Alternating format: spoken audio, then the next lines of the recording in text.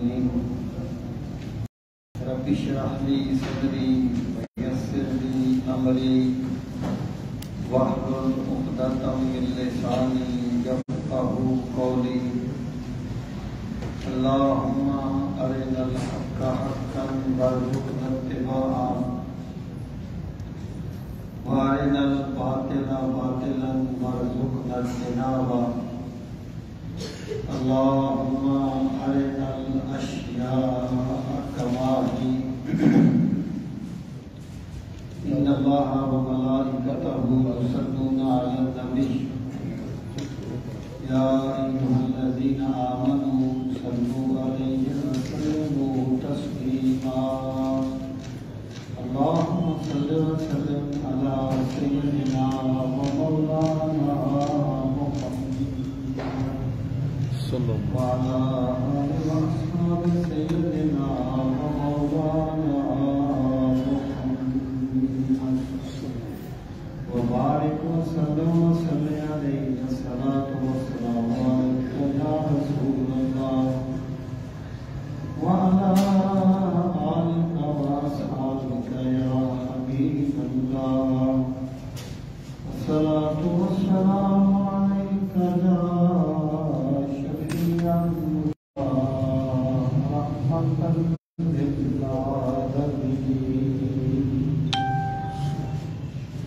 یہ ساتویں پارے کا 12واں اعوذ باللہ من الشیطان الرجیم بسم اللہ الرحمن الرحیم وَأَنذِرْ بِهِ الَّذِينَ يَخَافُونَ أَن يُحْشَرُوا إِلَىٰ رَبِّهِمْ لَيْسَ لَهُم مِّن دُونِهِ وَلِيٌّ وَلَا شَفِيعٌ لَعَلَّهُمْ يَتَّقُونَ۔ اس کا ترجمہ وَأَنذِرْ اور آپ ڈرائیے یا آپ آگاہ کیجیے بِهِ اس کے ساتھ الذین ان لوگوں کو جو یخافون ڈرتے ہیں، خاف یخافو ڈرنا جو ڈرتے ہیں، ان یحشروا ان کے یحشروا وہ جمع کیے جائیں یا وہ اکٹھے کیے جائیں الی ربہم اپنے رب کی طرف لیس لہم نہیں ہوگا نہیں ہے ان کے لیے لیسا نہیں ہے لہم ان کے لیے من دونہ اس کے علاوہ یعنی اللہ کے علاوہ ولی کوئی دوست ولا شفیع اور نہ ہی کوئی شفاعت کرنے والا لعلہم یتقون لعلہم تاکہ وہ یتقون تقوی اختیار کریں اور ڈرنے والے بن جائیں یا شاید وہ تقوی اختیار کرنے والے بن جائیں۔ اچھا یہ جو آیت کریمہ ہے اس میں اللہ تعالیٰ نے 2-3 گروہوں کے بارے میں باتیں ارشاد فرمائی ہیں۔ پہلے اس سے جو آیت کریمہ تھی اس میں یہ تھا کہ ان کے جو فضول قسم کے مطالبات تھے ضدی لوگوں کے ان کا ایک جواب دیا گیا۔ وہ کہتے تھے کہ اگر آپ سچے پیغمبر ہیں تو آپ کے پاس بڑی مال و دولت ہونی چاہیے، آپ ہمیں بتا دیں کہ اس سال بارشیں ہوگی یا نہیں ہوگی، اس سال کس چیز کا بھاؤ زیادہ ہوگا۔ تو یہاں پر اللہ رب العزت نے رسول کریم صلی اللہ علیہ وسلم سے فرمایا کہ یہ جو لوگ اس طرح کے فضول مطالبات کر رہے ہیں آپ ان کی طرف کوئی توجہ نہ دیں، آپ ان کی کوئی پرواہ نہ کیجیے۔ اصل میں جب وہ ایسے مطالبات کرتے تھے کہ جی ہمارا جی تو چاہتا ہے کہ ہم آپ کے پاس آئیں اور آپ کی مجلس میں بیٹھیں اور اسلام قبول کریں، لیکن آپ کے پاس یہ غریب غریب لوگ بیٹھے ہوتے ہیں، ان کے کپڑے جو ہیں وہ صاف نہیں ہوتے، اور وہ ہماری تب ناز پہ بڑا گران گزرتا ہے، اور یہ ہمارے شیان شان نہیں ہے کہ ہم ان کے ساتھ بیٹھیں۔ اچھا، اب کچھ ایسے لوگ تھے اہل اسلام میں جن کی نیت بہت اچھی تھی، وہ کہتے تھے ان کا خیال تھا کہ یار ٹھیک ہے، اگر وہ کہتے ہیں کہ جب ہم آپ کے پاس آئیں تو ان کو نہیں بیٹھنا چاہیے آپ کے پاس، تو ذرا ان کو ہٹا دیا کریں، جب وہ چل جائیں تو پھر آ جائیں کریں۔ یعنی اس پس منظر میں اللہ رب العزت نے یہ آیات طیبات نازل فرمائی۔ سب سے پہلی بات یہ فرمائی وَأَنذِرْ بِهِ الَّذِينَ يَخَافُونَ أَن يُحْشَرُوا إِلَىٰ رَبِّهِمْ۔ انذر جو ہے نا، یہ اسی نذیر سے امر کا صیغہ ہے، جس کا میں معنی عرض کر چکا ہوں۔ اس کا معنی ہوتا ہے کسی آنے والے خطرے سے آگاہ کرنا۔ جیسے سیلاب آ رہا ہے اور ایک بندہ سو رہا ہے، ایک بندہ اسے جگائے ہو گئے، اٹھ بھی سیلاب آ گیا ہے، اسے ڈرا تو رہا ہے نا سیلاب سے، لیکن یہ ڈرانا کسی ڈاکو کا ڈرانا نہیں ہے تو مال چھیننے کے لیے ڈراتا ہے۔ تو جس ڈرانے میں جس کو ڈرایا جائے اس کا فائدہ مخفی ہو، اس ڈرانے والے کو نذیر کہا جاتا ہے، اس سے یہ انذر کا صیغہ امر کا صیغہ ہے۔ اس کا ترجمہ آپ کر سکتے ہیں آگاہ کیجیے، آگاہ کیجیے، یا ڈرائیے عذاب الہی سے، بے ہی اس کے ساتھ۔ الذین یخافون، وہ لوگ جو ڈرتے ہیں، ان یحشروا الی ربہم، کہ وہ جمع کیے جائیں گے اپنے رب کی بارگاہ میں۔ یہ وہی بات ہے جو کہا گیا ذالک الکتاب لا ریب فیہ ھدی للمتقین، کہ متقین کے لیے ہدایت ہے۔ اس جملے کا مقصد یہ ہے کہ آپ ان ضدی لوگوں کو کوئی اہمیت نہ دیں، بلکہ اپنی ساری توجہ ان لوگوں پر مرکوز کر دیں جو نجات کے طالب ہیں اور جو آخرت کو سنجیدگی سے لیتے ہیں۔ یہ اس کا مطلب ہے۔ اچھا، پھر آپ دیکھیں وَأَنذِرْ بِهِ الَّذِينَ يَخَافُونَ، یخافون فعل ہے، لیکن کبھی کبھی فعل جو ہے یہ پرانی استعمالات میں ارادہ فعل کے لیے بھی استعمال ہوتا ہے، یعنی جو اللہ سے ڈرنا چاہتے ہیں، جو اس چیز کے طالب ہیں کہ وہ اللہ سے ڈریں، آپ اپنی توجہ ان پہ مبذول فرمائیے۔ وَأَنذِرْ بِهِ الَّذِينَ يَخَافُونَ أَن يُحْشَرُوا إِلَىٰ رَبِّهِمْ، یعنی مراد کیا ہے کہ آپ کی توجہ کے مستحق وہ لوگ نہیں ہیں جو ہر بات کو مذاق میں لیتے ہیں، جو ہر موقع پر ضد کا مظاہرہ کرتے ہیں۔ ان میں ان کے نزدیک ایک خوبی ہے کہ وہ بڑے مال والے ہیں، بڑے پیسے والے ہیں۔ اللہ پاک فرماتا ہے کہ آپ کی توجہ کا مستحق ہر وہ فرد ہے جو آخرت کے معاملے میں سنجیدہ ہے اور اللہ سے ڈرنا چاہتا ہے اور خشیت الہی کا سامان چاہتا ہے۔ پھر فرمایا یہاں تک ان کی بات ہے، یہ جو اب دوسرا جملہ دوسروں کے بارے میں ہے، ان کا نظریہ کیا تھا؟ دیکھیں، بندہ جب تک اپنے عقیدوں میں بگاڑ پیدا نہ کر لے اس میں بے عملی نہیں آ سکتی۔ جب تک آخرت کا عقیدہ صحیح معنوں میں آخرت کا عقیدہ رہے تو کبھی بھی بگاڑ پیدا نہیں ہو سکتا۔ یہود نے بھی پہلے آخرت کے عقیدے کو مسخ کیا تھا کہ ہم جناب بڑے اعلیٰ خاندان سے ہیں اور جنت تو ہماری منتظر ہے، تو ان پہ بگاڑ آ گیا۔ مشرکین کا نظریہ یہ تھا کہ ہمیں کیا پڑی ہے کہ ہم ان پر ایمان لائیں، ہم تو بتوں کی عبادت کرتے ہیں اور بت ہماری شفاعت کر دیں گے، ہم تو کعبے کے متولی ہیں، ہم تو حاجیوں کی خدمت کرتے ہیں، ہمیں کیا پڑی ہے کہ ہم ان کی غلامی کریں۔ ان کا یہ نظریہ۔ اللہ پاک نے فرمایا ان سے، ان کو یہ بات ان پر واضح فرما دیجیے، لیس لہم من دونہ ولی، اگر آج تم نے اسلام قبول نہ کیا، اگر میرے اس محبوب کے دامن کو نہ تھاما، تو قیامت کے دن کوئی نہیں ہوگا تمہارا دوست، کوئی نہیں ہوگا تمہارا مددگار ولا شفیع، اور نہ ہی ہوگا تمہاری کوئی شفاعت کرنے والا۔ یا کس کی نفیہ؟ مشرکین کی شفاعت کی، اہل ایمان کی شفاعت کی نہیں۔ تو کیا قرآن کو فسر و بعضہ بعضا، قرآن بات بات کی تفسیر کرتا ہے۔ جب اللہ تعالیٰ نے بارہا یہ بات فرما دی کہ من الذی یشفع عندہ الا بإذنہ، کون ہے جو اللہ کے یہاں شفاعت کرے گا مگر اللہ کے اذن سے؟ اس کا مطلب یہ ہے کہ شفاعت وہ کرے گا جسے اللہ اذن دے گا، اور اللہ اذن دے گا اپنے انبیاء کو، اپنے مقربین کو، وہ تو دوزخ میں پھینکے جائیں گے۔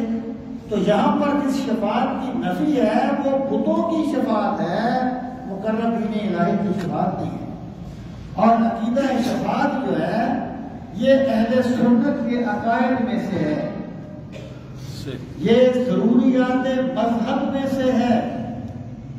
جس طرح اگر کوئی بندہ یہ کہتا ہے کہ قبر کا عذاب کوئی عذاب نہیں ہے تو وہ اہل سنت میں سے نہیں ہے، اسی طریقے سے شفاعت کا عقیدہ بھی ضروریات مذہب میں سے ہے۔ اگر کوئی بندہ اس کا انکار کرتا ہے تو وہ اہل سنت میں سے نہیں ہے۔ تو یہاں پر نفی کی گئی بتوں کی شفاعت۔ لعلہم یتقون، اب فرمایا کہ آپ نے جو ان لوگوں کو یہ بات بتانی ہے، اس کا مطلب یہ نہیں ہے کہ یہ مان جائیں گے تو دین کو بڑا سہارا مل جائے گا۔ اللہ اپنے دین کے لیے کسی سہارے کا محتاج نہیں ہے، اللہ اپنے دین کے لیے کسی بندے کا محتاج نہیں ہے۔ اللہ تعالیٰ بندے کو جو بھی حکم دیتا ہے اس میں بندے کا فائدہ ہوتا ہے۔ لعلہم یتقون، یہ آپ کریں شاید کہ ان میں تقویٰ پیدا ہو جائے، اور شاید کو دیکھیں یہ جو تقویٰ ہے نا، اصل میں پرابلم یہ ہے کہ قرآنی اصطلاحات کا ترجمہ دوسری کسی زبان میں ہو ہی نہیں سکتا۔ تقویٰ کی اگر ہم نہیں جائیں گے نا تو یہ لفظ ہے، اس کا معنی ہے احتیاط کرنا، احتیاط کرنا۔ اب متقی کون ہے؟ جو اپنے بارے میں محتاط ہو جاتے ہیں کہ نہ ہماری دنیا میں لٹے نہ ہماری آخرت لٹے۔ تو تقویٰ میں محتاط رہنے کا مفہوم پایا جاتا ہے، بقیہ یقین حقائق محتاط رہنا مطلب یہ ہے کہ یہ آپ کریں لعلہم یتقون، تاکہ وہ اپنے نقصان سے بچیں، اپنے بارے میں محتاط ہو جائیں، اپنے بارے میں سنجیدہ ہو جائیں۔ وَلَا تَطْرُدِ الَّذِينَ يَدْعُونَ رَبَّهُم بِالْغَدَاةِ وَالْعَشِيِّ يُرِيدُونَ وَجْهَهُ۔ اب یہ ان کے اس سوال کا جواب ہے کہ اٹھاتے ہیں غریبوں کو، یہ آپ کے پاس بلال بیٹھے ہوئے ہیں، یہ خباب بیٹھے ہوئے ہیں، یہ سہیل بیٹھے ہوئے ہیں، یہ مزدور لوگ ہیں، ان کے کپڑے صاف نہیں ہیں، ہم اپنی توہین سمجھتے ہیں کہ ان کے ساتھ بیٹھے ہیں۔ اللہ رب العزت نے فرمایا وَلَا تَطْرُدِ الَّذِينَ يَدْعُونَ رَبَّهُم، لا تطرد، کبھی بھی دور نہ کرنا ان لوگوں کو، الذین جو یدعون ربہم، اپنے رب کو پکارتے ہیں۔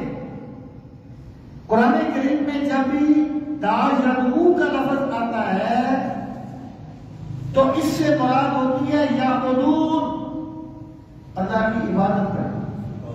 مجاہد کہتے ہیں کہ یدعون کا لفظ قرآن میں یعبدون کے معنی میں آتا ہے، اور اگر اس کا معنی مطلق پکارنا بھی کیا جائے تو اس سے مراد مطلق پکارنا نہیں ہے، اگر وجہ عبادت کسی کو پکارنا ہے وہ عبادت ہی ہوتا ہے۔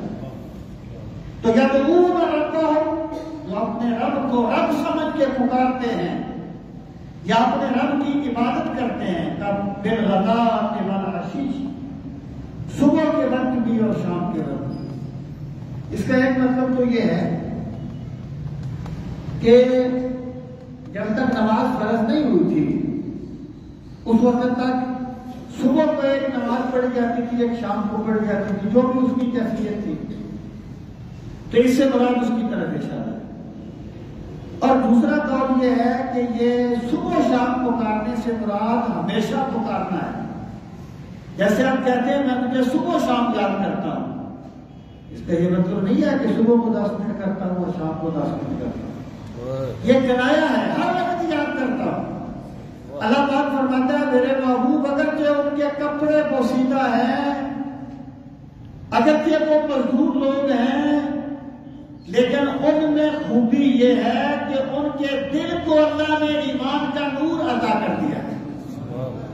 وہ صبح و شام ہر وقت اپنے رب کو پکارتے ہیں، آپ کبھی بھی انہیں اپنے در رحمت سے دور نہ کیجیے۔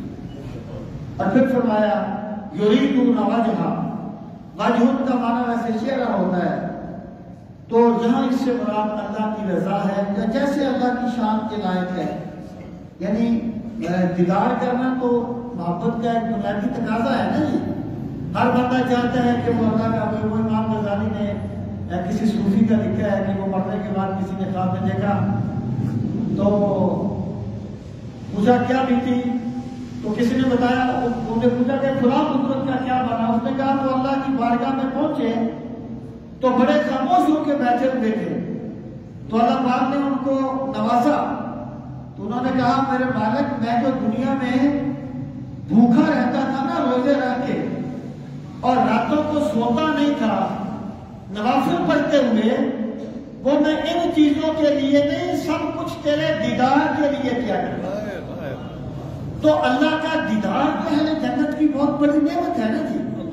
تو یریدون وجہہ، جو دیدار الہی کے طالب ہیں، یا جو اللہ کی رضا چاہتے ہیں، آپ ان لوگوں کو کبھی اپنے در رحمت سے دور نہ کیجیے۔ ما علیک من حسابہم من شیء، یہ ایک سوال کا جواب ہے۔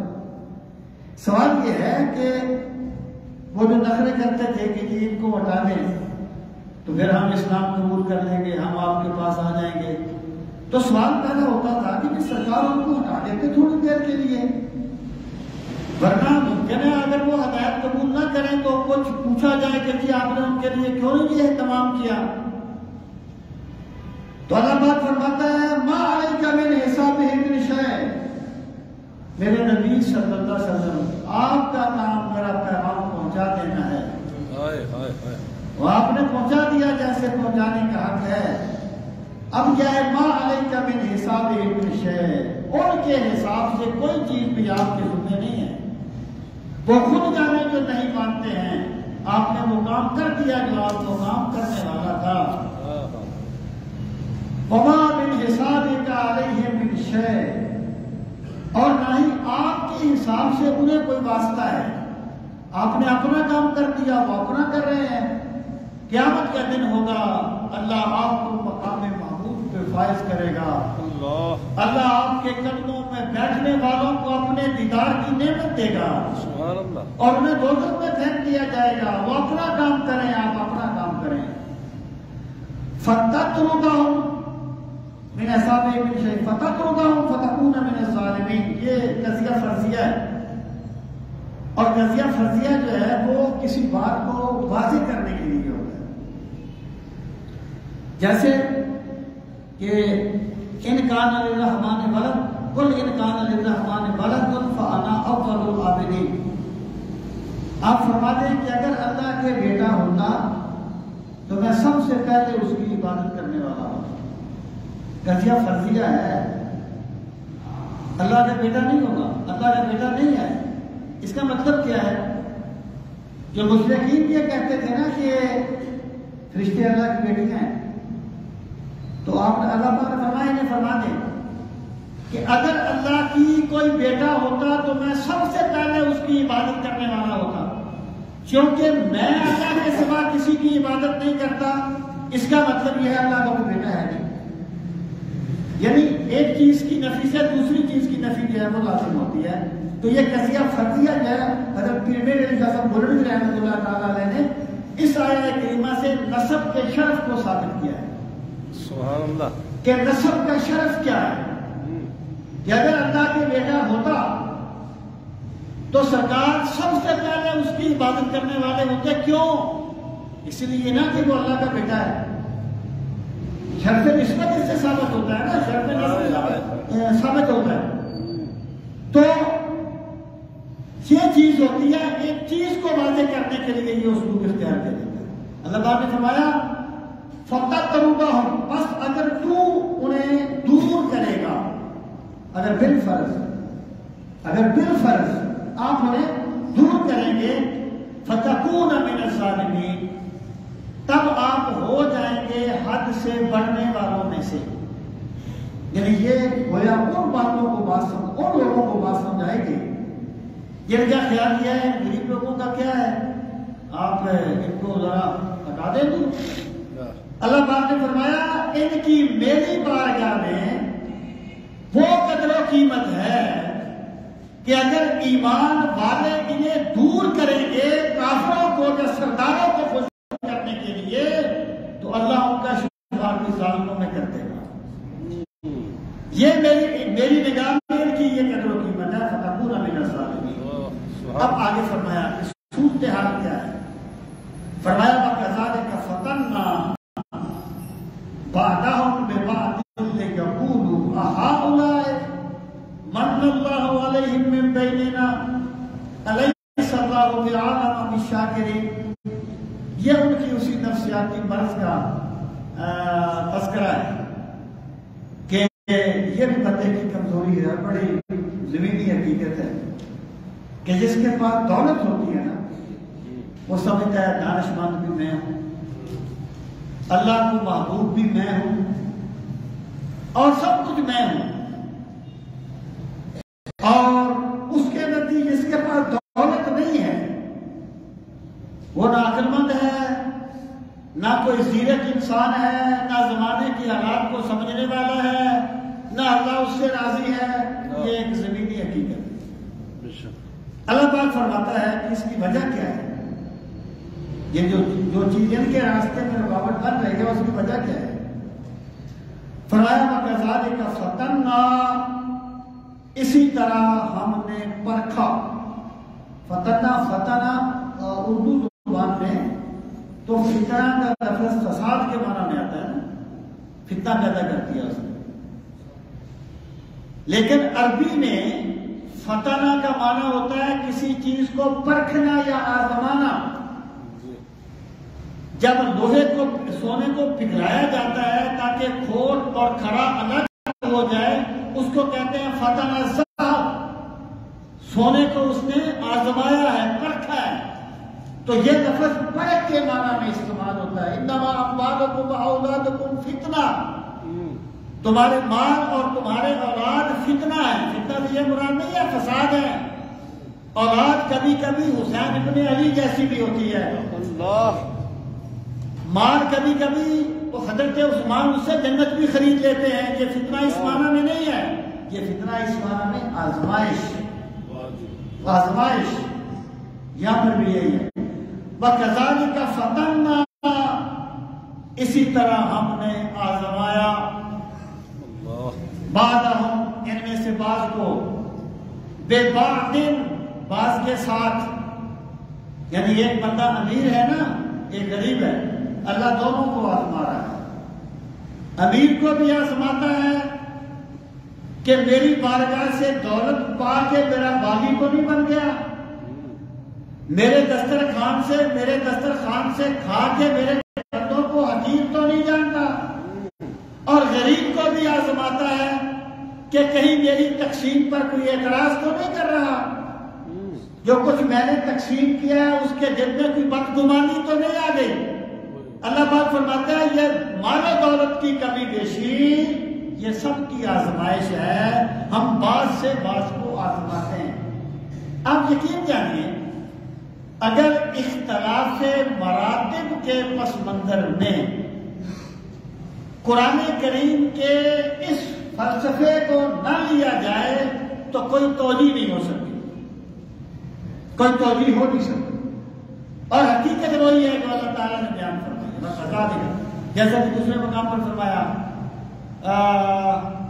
وَجَعَلْنَا بَعْضَهُمْ لِبَعْضٍ فِتْنَةً أَصْبِرُوا، ہم نے تم میں سے بعض کو بعض کے لیے فتنہ بنا دیا. کیا تم آزمائش کا، کیا تم استقامت کا مظاہرہ کرتے ہو؟ یہ تو یہاں پر فرمایا فَكَذَلِكَ فَتَنَّا بَعْضَهُم بِبَعْضٍ، ہم نے آزمایا تم میں سے بعض کو بعض کے ساتھ. یعنی مشرکین یہ نہ کہیں کہ ہم کوئی بڑے چہتے ہیں اللہ کے. اللہ تمہیں دولت دے کے آزما رہا ہے، اللہ تمہیں دولت دے کے پرکھ رہا ہے. ایک بندہ اگر غربت کے عالم میں ہے، اس کا کام تو کوشش کرنا ہے، باقی خدا کا فیصلہ ہے. اللہ اسے بھی آزماتا ہے کہ وہ کیا کرتا ہے. اللہ کی بارگاہ میں طلب صادق کی قدر ہوتی ہے، ظاہری حالات کی قدر نہیں.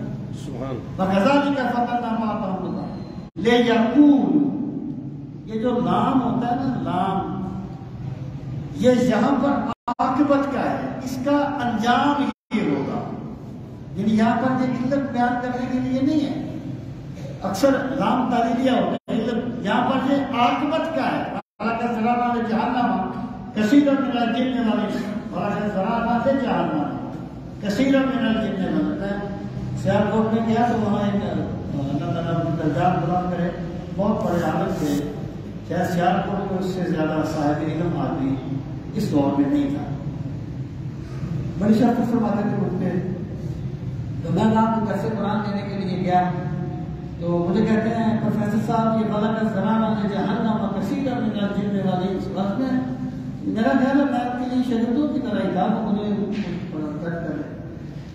تو اتفاقاً مجھے سمجھ آ گئی بات. میں نے کہا جناب یہاں پر نام تعلیم کا نہیں عاقبت کا ہے. تو بڑے خوش ہوئے، بڑے مائنڈ. تو یہ نام یہاں پر عاقبت کا ہے، یعنی اس کا نتیجہ کیا نکلے گا، اس کا انجام کیا ہوگا.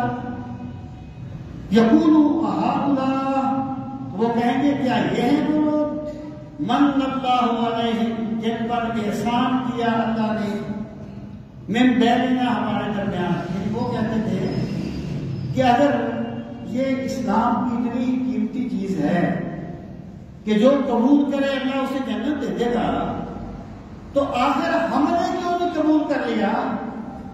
ہمیں اسے قبول کرنے کا جذبہ کیوں نہیں پیدا ہوا؟ اس کا مطلب یہ ہے کہ یہ غریب لوگ جن کو اللہ جنت دینا چاہتے ہیں ہمیں نہیں دینا چاہتا. یعنی انہوں نے مال و دولت کو اپنی برائی کا سبب بنا دیا. یعنی ہم نے ان کو آزمایا، اس کا رزلٹ کیا ہوگا. دیکھیں اگر ایک بندہ کوئی نیکی نہیں کرتا تو کم از کم وہ نیکی کرنے والے کی قدر تو کرے. اگر ایک بندہ نیکی نہیں کرتا اور وہ نیکی کو ہی یقین سمجھنے لگ جائے گا تو بگاڑ کی انتہا ہوگی نا. وہ کم از کم نیکی کرنے والے کی قدر تو کرے کہ جی یہ کام مجھے کرنا چاہیے. ان کا کیا تھا کہ جب انہوں نے اسلام قبول نہیں کیا، ان کا خیال یہ تھا اسلام کوئی چیز ہی نہیں ہے. یہ کیا بات ہے کہ اللہ ان کو نوازنا چاہتا ہے، جنت سے ہمیں نہیں دینا چاہتا. یہ گویا اس امتحان میں ناکام ہو گئے جو اللہ نے ان کا لیا تھا، اس پرکھ میں فیل ہو گئے جس میں اللہ نے انہیں پرکھا تھا. الیس اللہ بعالم بالشاکرین، کیا اللہ تعالیٰ شکر کرنے والوں کو بہت بہتر جاننے والا نہیں ہے؟ مطلب کیا ہے؟ یہ جو شکر کا جذبہ ہے نا، کبھی غور کرنا، یہ اب بھی غریبوں میں زیادہ ہوتا ہے.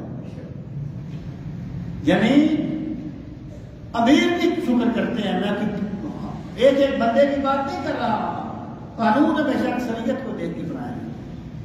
یعنی غریب بندہ جب اسے ایک وقت کی روٹی مل جاتی ہے تو وہ دل کی گہرائیوں سے شکر ادا کرتا ہے.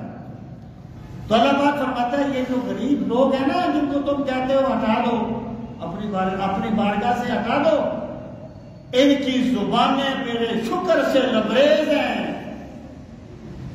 ان کے دلوں میں میرا شکر بسا ہوا ہے، اور میں بہتر جانتا ہوں کون میرا شکر کرنے والا ہے. میں اسی کو نوازتا ہوں، میں اسی کو ہدایت کا سامان اسی کے لیے کرتا ہوں جو میری بارگاہ کا شکر کرنے والا ہوتا ہے. الیس اللہ بعالم بالشاکرین. اب اللہ تعالیٰ نے فرمایا وَإِذَا جَاءَكَ الَّذِينَ يُؤْمِنُونَ بِآيَاتِنَا، اے میرے نبی صلی اللہ علیہ وسلم، جب وہ آ جائیں آپ کے پاس، جب وہ آئیں کون؟ الذین، جو لوگ یؤمنون، جو ایمان لاتے ہیں، بآیاتنا، ہماری آیات پر، یعنی وہی ایمان والے جن کو وہ کہتے ہیں ہٹا دو اپنی بارگاہ سے، یہ غریب ہیں، یہ کپڑے صاف نہیں ہیں. اللہ پاک فرماتا ہے جب وہ آپ کے پاس آئیں فَقُلْ سَلَامٌ عَلَيْكُمْ، اے میرے نبی انہیں سلام کیا کیجیے. آپ فرمائیے سلام کی ہو تم پر. یہ جو سلامتی ہو تم پر، اس کا ایک مطلب تو یہ ہے کہ جب وہ غریب لوگ آپ کی بارگاہ میں آئیں، میرے نبی کو جو کشا اپنے دلی جذبوں کے ساتھ آپ کی زیارت کے لیے آ جاتے ہیں، آپ انہیں سلام کیا کریں تاکہ ان کی حوصلہ افزائی ہو اور ان کا دل خوش ہو کہ ہمارے نبی نے ہم پر سلام بھیجا ہے. حضرت عباس کے بارے میں ہے نا کہ سرکار ان کے گھر تشریف لے گئے، دوپہر کا وقت تھا، سرکار نے فرمایا السلام علیکم، آواز نہیں آئی، جواب نہیں آیا. پھر السلام علیکم، پھر جواب نہیں آیا. 3 مرتبہ سرکار کا طریقہ مبارک یہ تھا، 3 مرتبہ سلام کرتے تھے کہ جواب نہ آتا واپس تشریف لے آتے. آپ واپس پڑھ لیں. عباس دوڑے آئے، کہہ گئے یا رسول اللہ صلی اللہ علیہ وسلم، میں نے سن لیا تھا آپ کے سلام کو پہلی مرتبہ میں جواب دے رہا تھا، میں چاہتا تھا آپ بار بار مجھ پہ سلام دیں، بار بار میرے لیے سلامتی کی دعا فرمائیں. تو اے نبی ان کے لیے سلامتی کی دعا فرمائیے. یا اس کا یہ مطلب بھی ہو سکتا ہے کہ میرے نبی جب وہ آپ کی بارگاہ میں آئے انہیں میرا سلام کہنا. سلام ان کو رب رحیم، سلام ہے رب رحیم کی طرف سے، تو سلام کیجیے. آگے فرمایا کتب ربکم علی نفسہ الرحمہ، کتب لکھ دیا ہے ربکم تمہارے رب نے، علی نفسہ اپنے نفس پر، الرحمہ رحمت کو، اللہ نے اپنے اوپر رحمت کو لفظی ترجمہ ہے لازم کر دیا ہے. اللہ پر کوئی چیز لازم نہیں ہوتی، اللہ تعالیٰ اپنے ذمہ کرم میں لیتا ہے. اللہ تعالیٰ پہ کوئی چیز واجب نہیں ہے. یہ معتزلہ کا عقیدہ ہے جو غلط ہے. اللہ پہ کوئی چیز واجب نہیں ہے. یہاں پر اس سے مراد ہے اللہ نے اپنے ذمہ کرم میں لے لیا ہے رحمت کو. مطلب کیا ہے؟ مطلب یہ ہے کہ اے ایمان والوں، اے جنہیں دیکھ کر لوگ حقارت سے اپنے چہرے بدل لیتے ہیں، میں نے اپنے اوپر یہ لازم کر لیا ہے کہ میں تم پہ اپنی رحمت کی برکھا برساؤں گا. سبحان اللہ. میں تمہیں اپنے کرم کی چادر سے ڈھانپ لوں گا. کتب علی نفسہ الرحمہ. آگے پھر فرمایا، آگے ان کا ذکر کیا، فرمایا انہو، بے شک وہ من عمل منکم، جس نے بھی کام کیا تم میں سے، سوءا، کوئی برا کام، بجہالت، جہالت کے ساتھ، ثم تاب من بعدہ، پھر اس نے توبہ کر لی اس کے بعد. اب دیکھیے یہاں پر 2 چیزیں ہیں، چلیں پہلے پورا جملہ دیکھ لیں. ثم تاب من بعدہ، پھر اس نے توبہ کر لی اس کے بعد، واصلح، اور اپنی اصلاح کر لی، فانہ غفور رحیم، تو بے شک اللہ بہت زیادہ بخشنے والا اور بے حد رحم فرمانے والا ہے. اب دیکھیے یہاں فرمایا نا جس نے غلطی کی جہالت کی وجہ سے، جہالت کی وجہ سے، یہاں جہالت سے کیا مراد ہے؟ جہالت سے مراد عدم علم نہیں ہے. جہالت سے مراد ہے وہ گناہ کا وہ جذبہ یا وہ شدت جس میں آ کے بندہ اس کے انجام کو بھول جاتا ہے، اس کو یہاں پر جہالت کہا گیا. یعنی جاہل وہ نہیں ہے جس نے کتابیں نہیں پڑھی، نہیں، اس نے کتابوں کے ڈھیر پڑھ لیے ہوں لیکن وہ گناہ میں اتنا مگن ہو جائے کہ اس کے انجام کو بھول جائے. میرا رب فرماتا ہے یہ جاننے والا نہیں ہے، یہ جاہل ہے. اور اہل علم کی نشانی یہ بتائی ہے کہ انما یخشی اللہ من عبادہ العلماء، جنہیں اللہ علم دے دیتا ہے وہ اللہ سے ڈرتے رہتے ہیں. ابن مسعود کہا کرتے تھے لوگوں علم زیادہ روایتیں کرنے کا نام نہیں ہے، علم ایک نور ہے جو اللہ دل میں اتار دیتا ہے. سبحان اللہ. علم خشیت الہی ہے جو بندے کو نصیب ہو جائے. سبحان. تو یہاں یعنی گناہ کا وہ شدت جذبات کی جس میں بندہ بھول جائے کہ میرا کوئی رب ہے مجھے دیکھنے والا.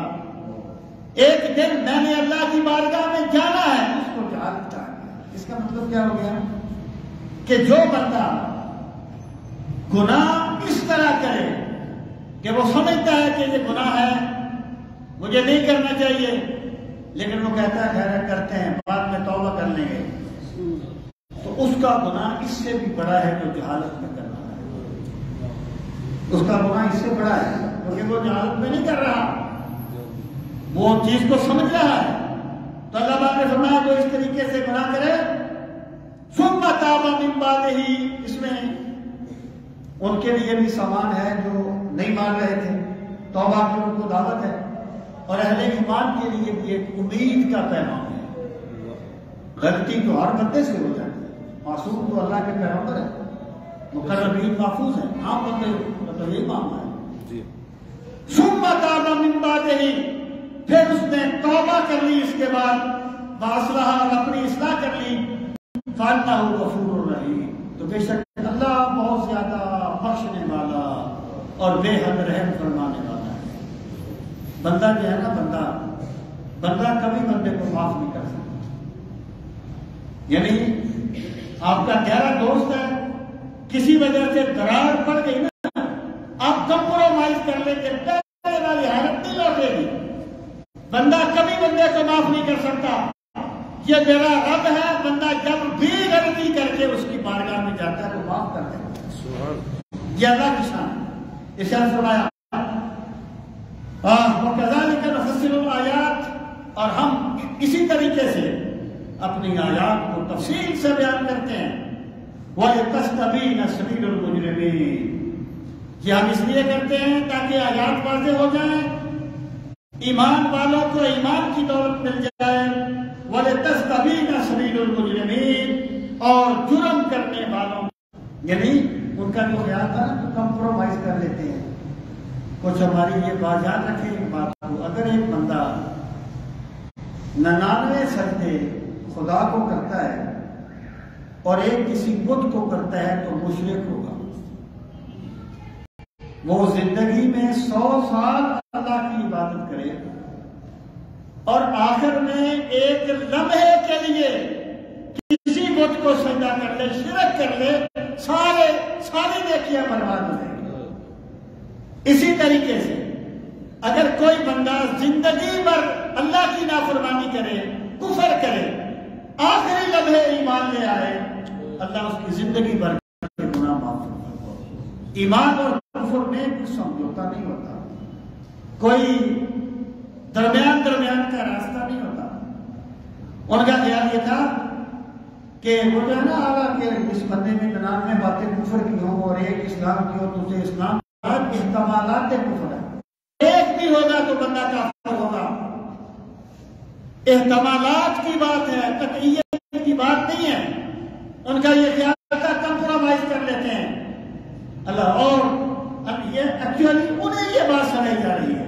کیا فرما دیں، مجھے میرے رب نے اس سے منع کر دیا ہے کہ میں ان کی عبادت کروں جنہیں تم اللہ کے سوا پوجتے ہو.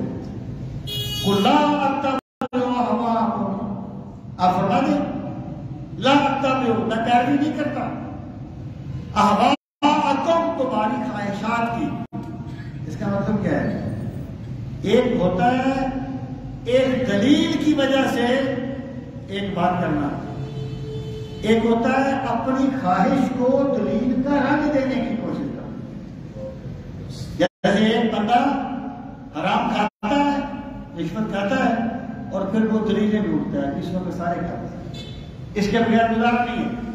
یہ خواہش کو وہ دلیل بنانے کی کوشش کر رہا ہے. راستہ صرف ایک ہے اور وہ اسلام کا راستہ ہے، باقی کوئی راستہ نہیں ہے. خواہشات کو راستہ بنا کے پیش کرنے کی کوشش کی گئی. فرما دیں میں تمہاری خواہش کی پیروی نہیں کرتا. تو اگلا جملہ معذوف ہے، ان اتباع کو، اگر بالفرض میں تمہاری خواہش کی پیروی کروں. یا کوئی بھی مخاطب اگر پیروی کرے پھر کیا ہوتا درل تو تاکید میں بتر گیا اذن تک وما انا من المهتدین اور میں نہیں ہوں گا ہدایت پانے والوں میں سے.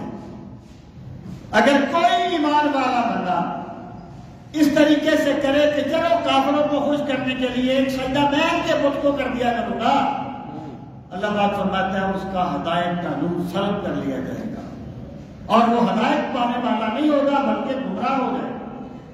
کون انی آپ فرمائیے بے شک میں اللہ بینات ایک دلیل پر ہوں میرے رب بھی اپنے رب کی طرف سے. یہ دلیل کیا ہے؟ وہی بھی دلیل ہے کہ میرا خدا مجھ کے وہی بھیجتا ہے. اللہ تعالیٰ اپنے پیغمبر کو جو یقین کی دولت عطا فرماتا ہے اس کا بھی کوئی متبادل نہیں ہے. اللہ تعالیٰ اپنے نبی سے ہم کلام ہوتا ہے غیب کے پردے ہٹا دیتا ہے سب کچھ بینہ ہے.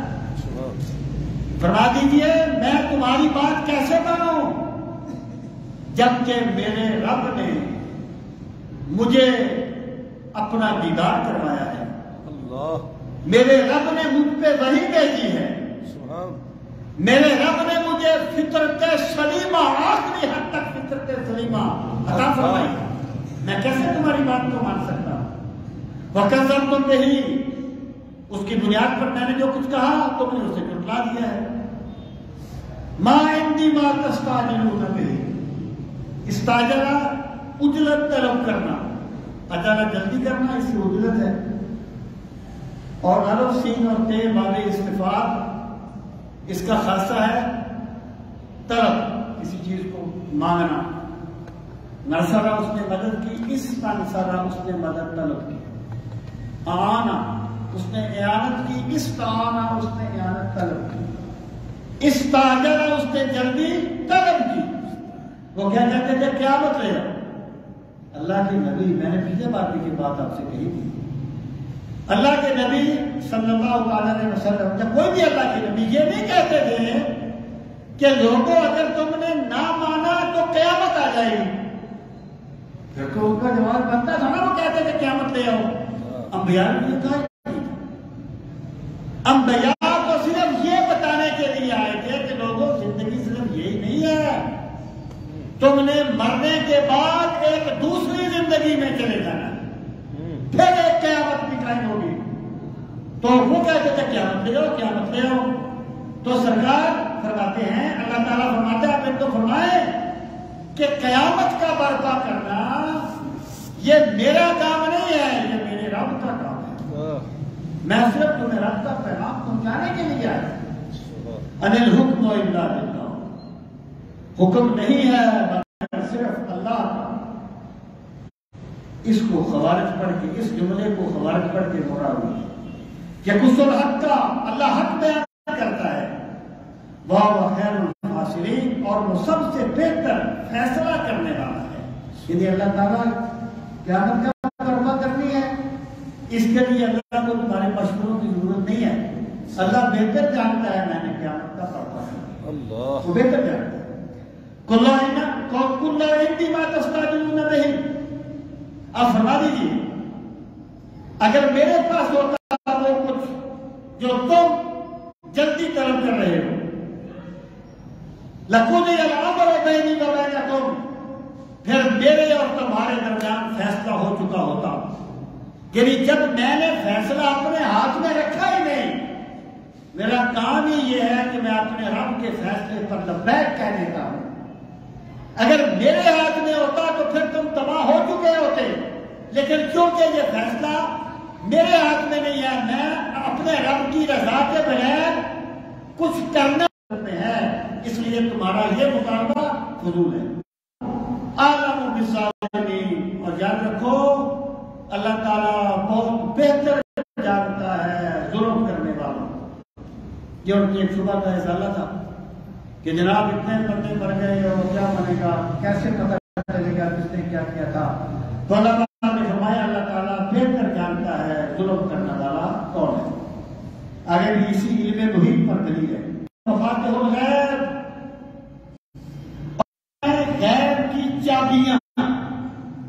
یہ جو مفاتیں ہیں نا، یہ مفتاح کی جمع ہے، چابی کھولنے کی، کھولنے کا آلہ، فتح کھولنا کسی چیز کو، مفتاح آلہ ہو گیا، کھولنے کی چیز چابی۔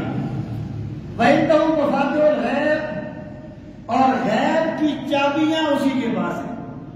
لفظی ترجمہ ہے، اس کا یہ مطلب نہیں ہے کہ غیب ایک کمرے میں پڑا ہوا ہے، اس کو تالا لگا ہوا ہے اور اس کی ایک چابی ہے، تو چابی اللہ کے پاس ہے، جب جاتا ہے وہ غیب معلوم کر لیتا ہے۔ کچھ بندوں نے کہا کہ غیب کی چابی ہے تو اللہ صاحب کے پاس ہے، وہ جب جاتا ہے غیب معلوم، اللہ ہر وقت جانتا ہے۔ اس سے مراد یہ ہے کہ غیب کے خزانوں کا مالک میرا رب ہے، یہ اسلوب ہے۔ یعنی یہ تو لاجیکلی آپ دیکھیں کہ غیب کی وجود تو نہیں ہے کہ وہ کہیں پڑا اس کو تالا لگا ہوا ہے، تو چابی اللہ کے پاس ہے۔ اللہ کی تو ذات یہ ہے وہ سب کچھ جانتا ہے، جو موجودات ہیں ان کو بھی جانتا ہے، معدومات کو بھی جانتا ہے۔ اگر موجود معدوم ہوتا تب کیا ہوتا اسے بھی جانتا ہے، اور اگر معدوم موجود ہوتا تب کیا ہوتا اسے بھی جانتا ہے۔ سبحان اللہ۔ تو اس کا یہ مطلب ہے غیب کے خزانے صرف اللہ رب العزت کے پاس ہے۔ لا یعلمہ الا ہو، کوئی نہیں جانتا خود اسے، کوئی نہیں جانتا انہیں، الا ہو، مگر کوئی۔ یعنی یہ جو میں نے کہا نا کوئی نہیں جانتا خود، یہ خود میں نے کس لیے کہا؟ قرآن کریم کی دیگر آیات کی وجہ سے کہ اللہ پاک نے فرمایا عالم الغیب فلا یظہر علی غیبہ احدا الا من ارتضی من رسول، سبحان اللہ، کہ غیب کا جاننے والا ہر کسی پر غیب ظاہر نہیں کرتا مگر اپنے رسولوں پر کرتا ہے، اپنے رسولوں پر کرتا ہے۔ بہت سی آیات ہیں، علم کما لم تکن تعلم، اس کی تناظر میں یہ کہا گیا، یہاں پر نفی اس چیز کی ہے، وہ جو تھے نا ان کے وہ کاہن وغیرہ، ان کا دعویٰ تھا غیب جانتے ہیں اور لوگ مان نہیں لیتے۔ یعنی لوگ بھی اتنے سادہ واقع ہوئے ہیں دین کے معاملات میں کہ بس جو بھی کہے لوگ اس کو مان لیتے ہیں، جتنا بھی دھوکہ کرے لوگ اس کو مان لیتے ہیں، نہیں پر سمجھتے کہ قرآن میں کیا ہے، سنت میں کیا ہے، سب مان کہتے تھے ہمارے پاس آسمان سے جن آتے ہیں ہمیں خبریں دیتے ہیں غیب کی، ان کی نفی کی گئی کہ کوئی بندہ نہ اپنے علم سے غیب جان سکتا ہے، نہ کسی اللہ کے مقابلے میں کسی ذریعے سے غیب جان سکتا ہے۔ اس کی نفی ہے، اس کی نفی نہیں ہے کہ اللہ اپنے نبیوں کو غیب دیتا نہیں ہے، اس کا اس بات دوسرے مقام پر ہو چکا ہے۔ تو فرمایا کہ وَعِندَهُ مَفَاتِحُ الْغَيْبِ لَا يَعْلَمُهَا إِلَّا هُوَ، غیب کے تمام خزانوں کا وہ مالک ہے، وہ جانتا ہے۔ تو تمہارے اعمال کیا ہیں، تم نے کیا کیا، اللہ بہتر جانتا ہے۔ وَيَعْلَمُ مَا فِي الْبَرِّ وَالْبَحْرِ، یہ عموم کے بعد خصوص ہے، اور اللہ جانتا ہے کہ خشکی میں کیا ہے اور سمندر میں کیا ہے، اللہ، یعنی صحراؤں میں کیا ہے، سمندروں کی تہ میں کیا ہے۔ سمندر صرف اللہ جانتا نہیں ہے، سمندروں کی تہ میں جو مخلوق ہے میرا رب اسے بھی روٹی پہنچاتا ہے، وہ اسے جانتا ہے۔ وما تسقط من ورقۃ، اور نہیں گرتا کوئی پتا، الا یعلمھا، مگر خدا اسے بھی جانتا ہے۔ ولا حبۃ، نہ ہی کوئی دانہ، فی ظلمات الارض، زمین کی تاریکیوں میں، ولا رطب ولا یابس، اور نہ کوئی تر چیز نہ خشک چیز، الا فی کتاب مبین، مگر وہ روشن کتاب میں ہے۔ اس کا مطلب کیا ہے کہ اللہ تعالیٰ تمام خزانے غیب کے اللہ کے پاس ہے، اور اللہ تعالیٰ خشکی اور تری کی ہر چیز کو جانتا ہے، اور جب کوئی پتا گرتا ہے یا زمین کی تہ سے کوئی دانہ اگتا ہے اللہ اسے بھی جانتا ہے۔ اور پھر فرمایا کہ لا رطب ولا یابس الا فی کتاب مبین، کہ کوئی چیز ایسی نہیں ہے مگر اللہ پاک نے پہلے اسے لوح محفوظ پہ لکھ رکھا ہے۔ کیا کتاب مبین سے مراد ہے لوح محفوظ، ہم نے یہ سب کچھ لوح محفوظ پہ لکھ رکھا ہے۔ اب وہ کہتے تھے کہ مر جائیں گے تو پھر مرنے کے بعد زندگی کیا ہوگی؟ تو اللہ پاک نے ارشاد فرمایا وَهُوَ الَّذِي، وہ وہی تو ہے يَتَوَفَّاكُم بِاللَّيْلِ، جو تمہیں فوت کر دیتا ہے رات کے وقت۔ یہ جو نیند ہے نا، نیند یہ اخ الموت ہے، موت کی بہن ہے، اور موت کو سمجھنا ہے تو نیند کو سمجھا جائے۔ جیسے نیند میں ایک بندہ ہوتا ہے، کہاں ہے نہیں پتا جاننے والے کو، پتہ نہیں وہ کہاں ہے۔ اسی طریقے سے سرکار نے فرمایا لوگوں تم مر جاؤ گے جیسے تم سو جاتے ہو، اور پھر تمہیں زندہ کیا جائے گا جیسے تم مرنے کے بعد اٹھ جاتے ہو، سونے کے بعد اٹھ جاتے ہو۔ تو نیند گویا موت کا ایک نمونہ ہے۔ گویا اللہ پاک نے فرمایا تم کہتے ہو اللہ تعالیٰ مرنے کے بعد کیسے زندہ کرے گا؟ خدا وہ ہے جو تمہیں ہر رات مار دیتا ہے، ہر صبح زندگی دے دیتا ہے۔ اسی لیے اسلام یہ دعا سکھاتا ہے کہ جب بندہ اٹھے تو کہے، سونے لگے تو کہے بسم اللہ اموت و احیا، اس اللہ کے نام سے سو رہا ہوں جو مارتا بھی ہے اور زندہ بھی کرے، اور اٹھے تو بولے الحمدللہ الذی احیانا بعد ما اماتنا، لیکن تو جو اس اللہ کی حمد ہے جس نے ہمیں مارنے کے بعد پھر زندہ کر دیا، اور ہم نے ہر مرنے کے بعد اس طرح، یعنی ہمیشہ ایسا نہیں رہا، وہ اللہ کوئی کہتا ہے بَيَّانَ مَا جَرَحْتُم بِالنَّهَارِ، اور وہ جانتا ہے تم دن کے وقت کیا کام کرتے ہو، تم جو بھی کرتے ہو، کتنا بھی چھپ کے کرتے ہو، اللہ سمجھتا ہے۔ ثُمَّ يَبْعَثُكُمْ فِيهِ، پھر ایک دن آئے گا جب وہ تمہیں اٹھائے گا، مرنے کے بعد زندہ کرے گا، لِيُقْضَىٰ، تاکہ پورا اجل مسمى اللہ تعالیٰ کا خطاب، یعنی تم مرنے کے بعد اٹھتے ہو تاکہ موت تک کا اپنا وقت پورا کر لو، اور جب تم قبروں میں سو جاؤ گے پھر تمہیں اٹھایا جائے گا تاکہ اللہ کا جو قیامت پیدا کرنے، قیامت برپا کرنے کا وعدہ ہے وہ پورا ہو جائے۔ اللہ تعالیٰ تمہیں ہر رات بھی مرنے کے بعد موت دیتا ہے، اللہ تعالیٰ تمہیں مرنے کے بعد قیامت کے دن کی موت دیتے وہ زندگی دے گا۔ جو خدا تمہیں ہر مرنے کے بعد زندگی دیتا ہے، ہر نیند کی موت کے بعد زندگی دے دیتا ہے، وہ خدا تمہیں تمہاری دوسری موت کے بعد بھی زندگی دے گا، کسی آخرت کی زندگی کہا جائے گا۔ پھر کیا ہوگا؟ ثُمَّ إِلَيْهِ مَرْجِعُكُمْ، پھر سب کے لوٹ کے جانے کی جگہ اللہ کی بارگاہ ہے، پھر سب نے اسی کی طرف لوٹنا ہے، اسی کی طرف ہے دوبارہ لوٹنا۔ ثُمَّ يُنَبِّئُكُمْ، پھر خدا تمہیں بتائے گا بِمَا كُنتُمْ تَعْمَلُونَ، تم دنیا میں کیا کیا کرتے تھے، تم کیا کام کیا کرتے تھے، ایک ایک چیز تمہیں بتائی جائے گی اور ایک ایک چیز تمہارے سامنے بتائی جائے گی۔ اللہ تعالیٰ ہم سب کو دین کا فہم صحیح نصیب فرمائے۔ وما علینا الا البلاغ۔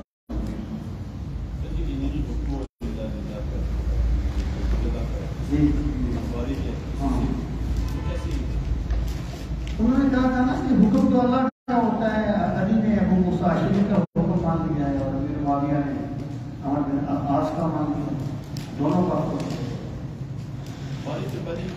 نہیں خوارج نہیں کہ پہلے حضرت علی کے لشکر سے نہیں، اس موقع پہ خوارج عبد الرحمن ملتم کون تھا؟ خارجی تھا، پہلے علی کے لشکر پہ تھا۔ نہیں پیدا نہیں ہوئے، علی کے ساتھی تھے پہلے لشکر سے۔ پھر یہ ایک سوچ تھی، سوچ کا کوئی گروپ نہیں ہوتا، ممکن ہے 10 بندے اس میں سے ہوتا سے آتے ہیں، ممکن ہے کچھ حضرت بن واضح کی طرف کی سوچ کے لوگ ہو۔ میں صرف یہ کہنا چاہتا ہوں کہ خوارج وہ لوگ تھے جو دین میں بڑے شدت پسند تھے، اور یہ حضرت علی کی قرآن کی قاری تھے، یہ اکثر قرآن کی قاری تھی، میں نے بڑا علی کی کتاب لکھی نا، اس میں میں نے یہ سکھائی پسند ہے تو یہ پیدا نہیں ہوئے تھے بلکہ یہ اس لشکروں میں 5 نکلے، اسی لیے تو حوالے کہتے ہیں نکلے ہوئے۔